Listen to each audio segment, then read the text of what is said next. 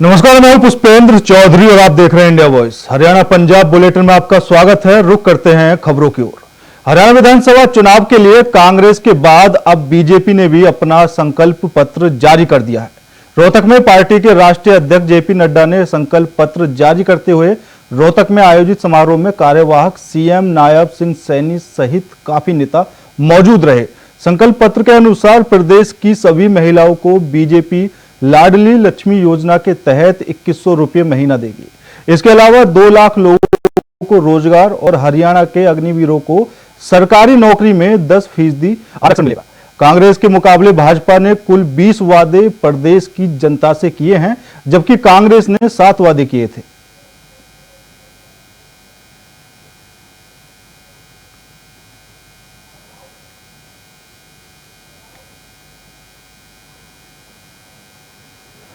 बारे में अगर समझना हो तो मैं हमेशा एक बात कहता हूं, जिसका जिक्र ओम प्रकाश धनखड़ जी ने भी किया, जिसका जिक्र हमारे अध्यक्ष जी ने भी किया और जिसका जिक्र हमारे मुख्यमंत्री जी ने भी किया, कि हम मैनिफेस्टो को कैसे देखते हैं। साधारणतः कांग्रेस ने जो रिवायत चलाई उसने मैनिफेस्टो या संकल्प पत्र को लोगों की नजरों में एक डाइल्यूटेड डॉक्यूमेंट बना दिया। उस डॉक्यूमेंट का रेलेवेंस कांग्रेस ने और कांग्रेस की संस्कृति ने लंबे समय में उसकी इस रेलेवेंस को समाप्त कर दिया। उनके लिए यह डॉक्यूमेंट महज एक औपचारिकता है। उनके लिए यह डॉक्यूमेंट महज एक रिवायत को पूरा करना है और उनके लिए यह डॉक्यूमेंट लोगों के साथ छलावा करना। उसी तरीके से आईएमटी खरखोदा के तर्ज पर 10 अत्याधुनिक यानी मोस्ट मॉडर्न इंडस्ट्रियल शहर बनाए जाएंगे और 50,000 से ज्यादा युवा जो आसपास के गांव के होंगे उनको उद्यमियों से बातचीत करके उनको वहां पर रोजगार दिया जाएगा, उनको रोजगार दिया जाएगा, इसकी व्यवस्था की जाएगी। इसी तरीके से चिरायु आयुष्मान में जो आपको 5 लाख रुपए प्रति वर्ष मिलता है उसको 10 लाख रुपए कर दिया जाएगा। प्रति वर्ष 10 लाख रुपए आपको दिया जाएगा। वहीं संकल्प पत्र जारी करने के दौरान सूबे के सीएम नायब सिंह सैनी ने कहा कि यह घोषणा पत्र चुनावी नहीं है। घोषणा पत्र को लेकर सीएम सैनी ने और क्या कुछ कहा वो आपको सुनाते।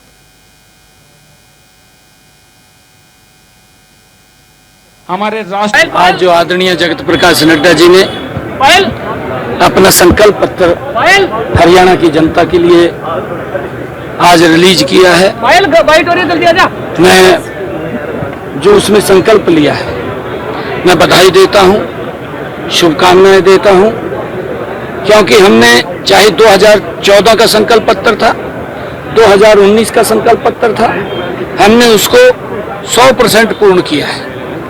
ये संकल्प पत्र हमारे लिए एक ध्येय वाक्य है, हमारा कमिटमेंट है और ये आदरणीय मोदी जी के साथ उनके सहयोग से 100% इसको हम पूरा करेंगे। मुझे खुशी है। भारतीय जनता पार्टी 8 अक्टूबर के बाद बहुत बड़े मार्जिन के साथ सरकार बना रही है।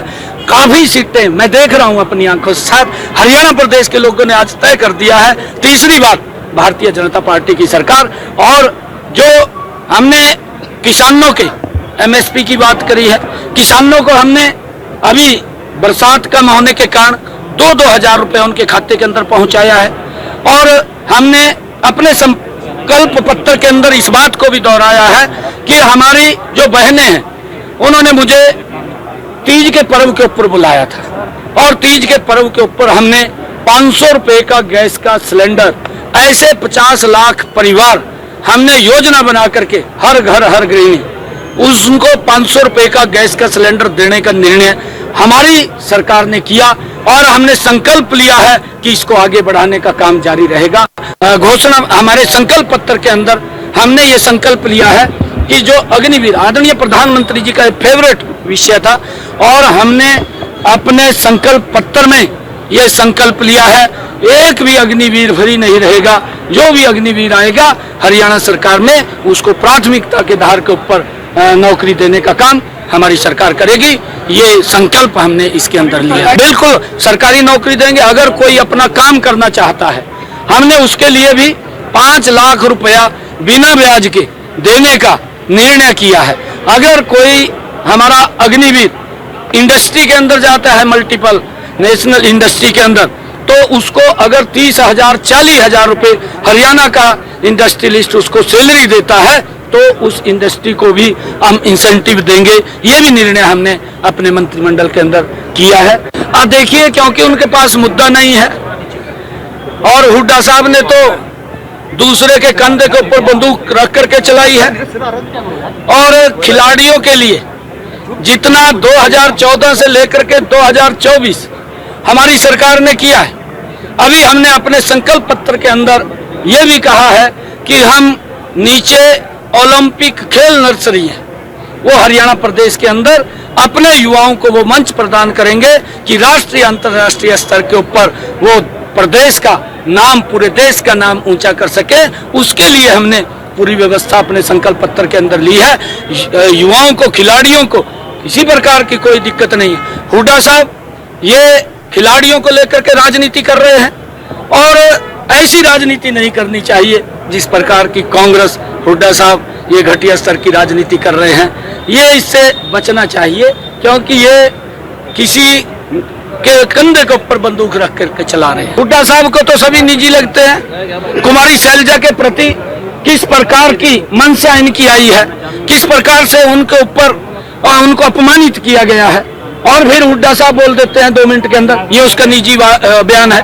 अरे निजी बयान आपकी पार्टी के साथ जुड़ा, आपकी पार्टी का टिकट उसके पास है, आपने उसको प्रत्याशी बनाया, आपका विधायक है वो, आप उसका निजी बयान कैसे हो सकता है? वो एक ऑथेंटिक व्यक्ति है कांग्रेस का, जिसको वो बोल रहा है वो कांग्रेस बोल रही है, वो खाली एक व्यक्ति नहीं बोल रहा है, कांग्रेस पार्टी बोल रही है। इसकी मंशा स्पष्ट हुई है।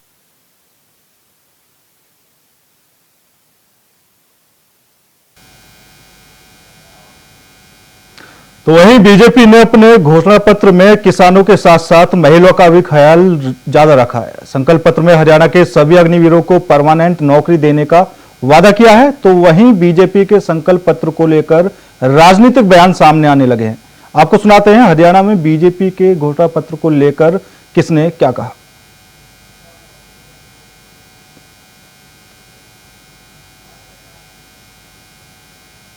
अति हमने 2014 में जो हमारा मैनिफेस्टो था, आप उसको उठा करके देखेंगे, हमने उसको 100% लागू किया है। 2000 जिसमें लगभग 187 वायदे हमने किए थे, हमने 187 संकल्प उसके अंदर लिए थे। 187 के 187 हमने 2014 में पूरे किए हैं।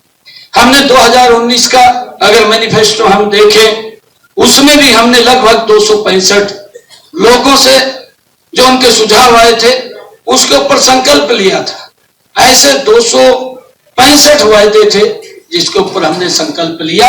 हमने उनको पूर्ण रूप से धरातल के ऊपर उतारने का काम वो हमारी सरकार ने किया है। आप हमारे मैनिफेस्टो को देख सकते हैं, और हमने जो वायदा किया उसको पूरा किया है। हरियाणा के अपने इस घोषणा पत्र में या संकल्प पत्र में हमने जो मुख्य बिंदु राष्ट्रीय अध्यक्ष जी ने आपके सामने रखे हैं, बहुत एक संतुलित तरीके से हर वर्ग का उसमें ध्यान रखा गया है। महिलाओं का ध्यान रखा है, युवाओं का ध्यान रखा है, किसानों का ध्यान रखा है, जो हमारा पिछड़ा समाज है, अनुसूचित जाति समाज है, इन सब का ध्यान रखा गया है। उसके अंदर युवाओं की नौकरियों की भी चिंता की गई है, उनकी स्किलिंग की भी चिंता की गई है, एक से एक बढ़ करके।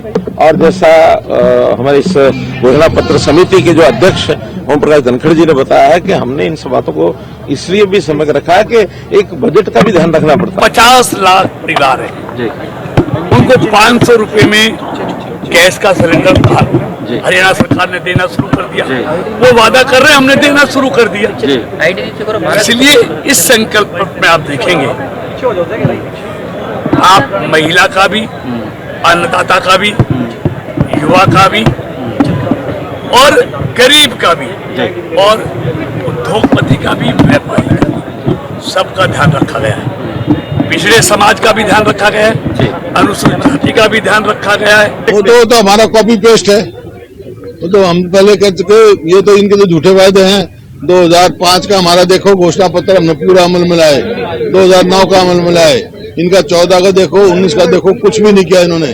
झूठा घोषणा पत्र है। काफी तो कॉपी करी उन्होंने। अब वो कह रहे हैं कि 500 रुपए में गैस सिलेंडर देंगे।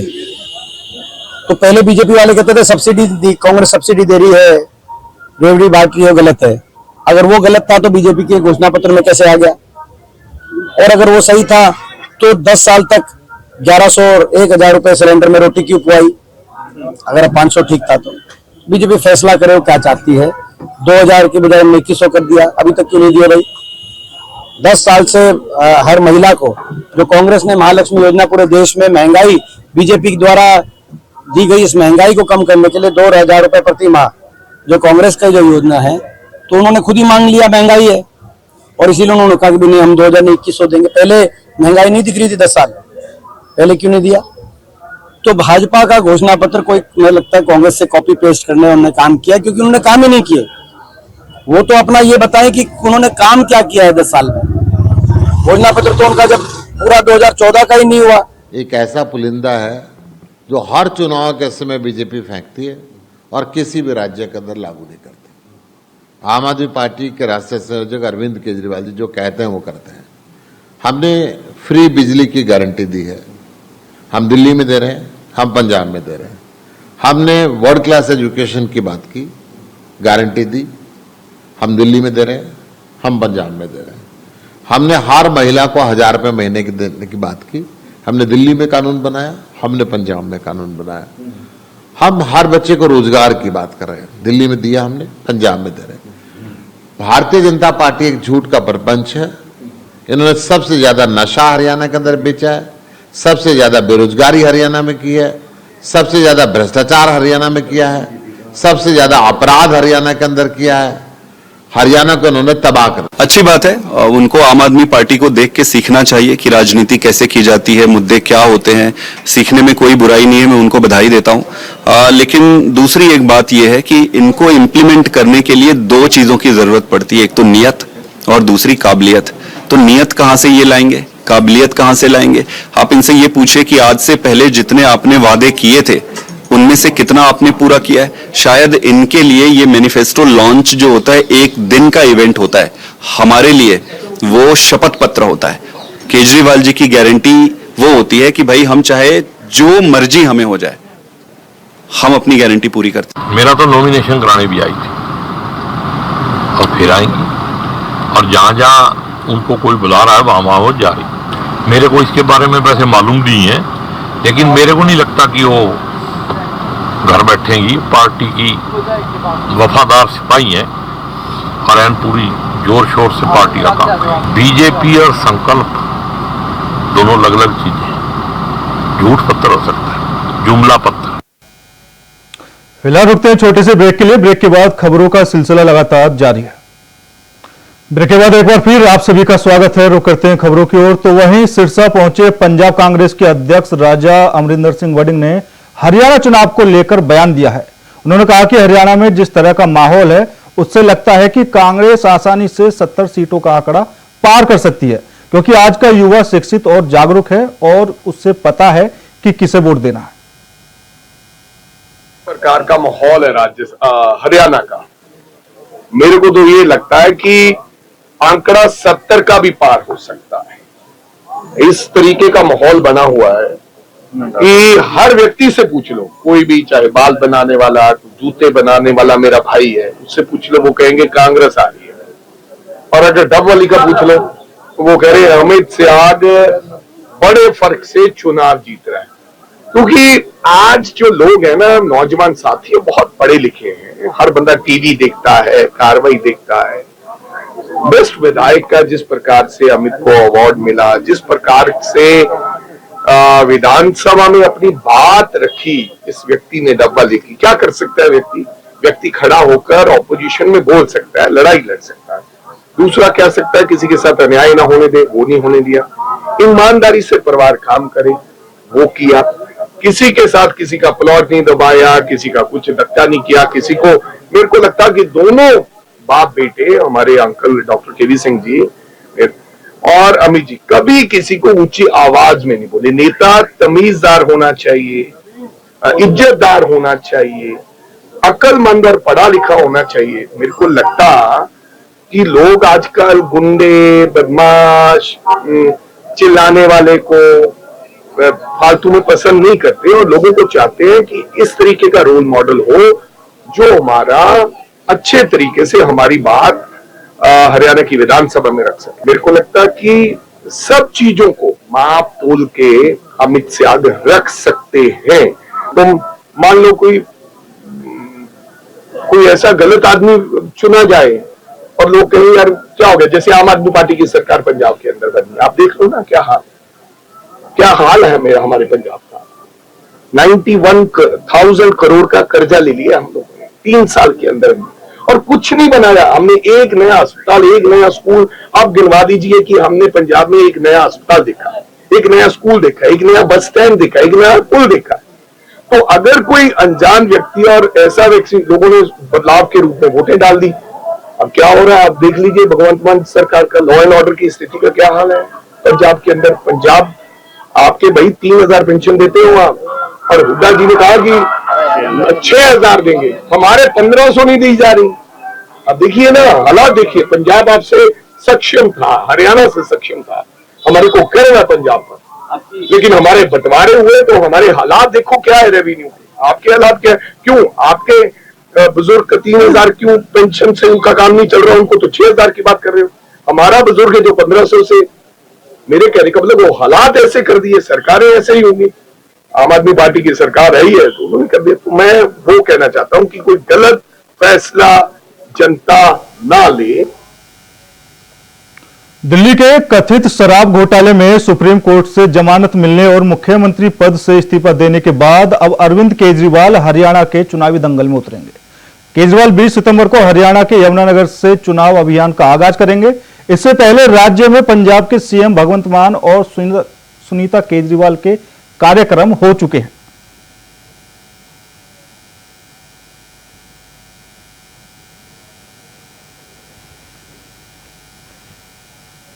से चुनाव हरियाणा में लड़ रही है।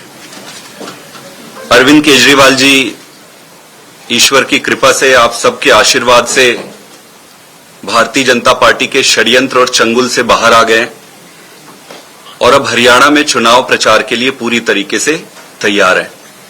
अरविंद केजरीवाल जी का जो शेड्यूल है, कैंपेन का जो शेड्यूल है, उसका शुभारंभ हम कल से यानी कि 20 सितंबर से कर रहे हैं। 20 सितंबर को पहला रोड शो है जगाधरी विधानसभा से, उसके बाद दाबवाली, रानिया, भिवानी, मेहम, पुंडरी, कलायत, रेवाड़ी, दादरी, असंध, बल्लभगढ़ और बादरा, इन सारी विधानसभाओं को कवर करेंगे। लगभग 13 इवेंट्स का शेड्यूल अभी बनाया है, 11 जिलों को कवर करेंगे। इसके बाद का शेड्यूल आने वाले कुछ दिनों में आपसे शेयर करेंगे। अंबाला में हरियाणा के पूर्व गृह मंत्री अनिल विज ने मुख्यमंत्री पद की दावेदारी को लेकर फिर बयान दिया है। उन्होंने कहा कि मैंने अपनी बात को हाईकमान के सामने रख दिया है, आगे क्या होता है यह उन पर निर्भर है। मैंने जनता के सवालों का जवाब दिया है। उन्होंने आगे कहा कि मैंने 6 चुनाव जीते हैं और अपना 7वां चुनाव लड़ रहा हूं। आज लोगों का समर्थन, प्रतिक्रिया और उत्साह पहले से कहीं ज्यादा अधिक है। वहीं कांग्रेस पर निशाना साधते हुए कहा कि पूरे हरियाणा में कांग्रेस के ये गुट आपस में ही लड़ रहे हैं, कभी खुलेआम तो कभी पर्दे के पीछे, इसलिए कांग्रेस को इस बार बड़ी हार का सामना करना पड़ेगा। हाईकमान में मैंने अपनी बात कह दी है, बाकी क्या करना क्या नहीं करना, कब करना है, ये हाईकमान के ऊपर। तो मैंने उनके सवालों का जवाब दे दिया लोगों को। ये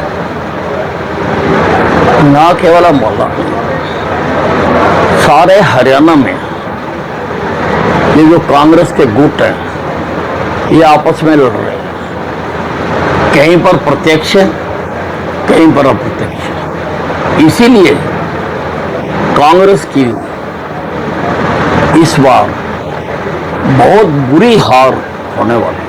देखिए, मैं 6 चुनाव जीत चुका हूं, 7वां लड़ रहा हूं। जितना समर्थन, जितना रिस्पॉन्स और जितना लोगों में जोश और उमंग इस चुनाव में देखने को मिल रही है, आज से पहले कभी नहीं मिली। मैंने बहुत सारे चुनाव लड़वाए भी हैं, लेकिन जितना इस बार जोश है लोगों में उतना आज से पहले नहीं था। खबर सिरसा से है, जहां पूर्व उप मुख्यमंत्री दुष्यंत चौटाला ने कहा कि बीजेपी अपनी हार की घबराहट से साठगांठ में जुटी हुई है। सिरसा में बीजेपी प्रत्याशी का नामांकन वापस लेना बीजेपी की इनेलो, बसपा और हलोपा की साठगांठ को दर्शाता है और यह साठगांठ जगजाहिर भी है। पूर्व डिप्टी सीएम ने कहा कि चारों पार्टी बीजेपी, इनेलो, बसपा और हलोपा की पोल खुल चुकी है।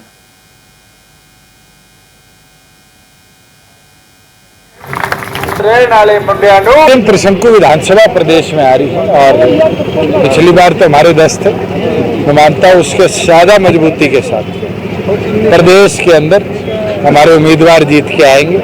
और एक चीज साबित हो चुकी, जहाँ सिरसा जिले की बात करते हैं कि सारी पार्टियां मिल चुकी। आज बीजेपी जो दुनिया की सबसे बड़ी अपने को पॉलिटिकल पार्टी बोलती है, उसकी हालत देखो, उसका समर्थन लेने को कोई तैयार नहीं। और बीजेपी ने जो सेटिंग लोकदल, बसपा, लोपा के साथ करी है वो जग जाहिर होगी सिरसा के अंदर अपने कैंडिडेट का विड्रॉ करवा के। जहाँ बीजेपी का प्रदेश अध्यक्ष तो कहता है कि हमें पता नहीं और कैंडिडेट कहता है आला कमान के आदेश है। ये दिखाता है कि किस लेवल पर सेटिंग कर आज जननायक जनता पार्टी को कमजोर करने का प्रयास जो इनने किया वो विफल रहा है। हरियाणा विधानसभा चुनाव के दौरान एलनाबाद की सीट हमेशा ही चर्चा में रहती है। इनेलो की तरफ से मैदान में अभय सिंह के उतर जाने से चुनाव रोचक हो जाते हैं, तो वहीं खासकर तब जब सामने कांग्रेस की तरफ से भरत सिंह बेनीवाल मैदान में हो। इस बार कांग्रेस की तरफ से भरत सिंह बेनीवाल के मैदान में आने से चुनाव और भी ज्यादा रोचक हो गया है। अभय सिंह चौटाला की एक तरफा लहर की चर्चाओं पर अब भरत सिंह बेनीवाल ने विराम लगा दिया है और मुकाबला काफी करीबी हो गया है। देखिए, जिस हिसाब से हम गांव में जा रहे हैं और लोगों के क्योंकि लोग मन बना चुके हैं, क्यों कांग्रेस पार्टी की सरकार आने जा रही है और लोग जो है, ये जो चुनाव होगा एलनाबाद का, अब की बार देखना आप, एक अलग ही चुनाव होगा। क्योंकि लोगों के अंदर जो उत्साह है, आपने जो प्रोग्राम है कल हुए परसों हुए, आपने देखे ही है कि किस हिसाब से कितनी भीड़ के साथ वो प्रोग्राम हो रही है और दिल से हो रही है। वो नहीं है कि दिखावा की भीड़ है, कोई दिखावा नहीं है, वो दिल से प्रोग्राम हो रही है। सारे काम करे बाकी है,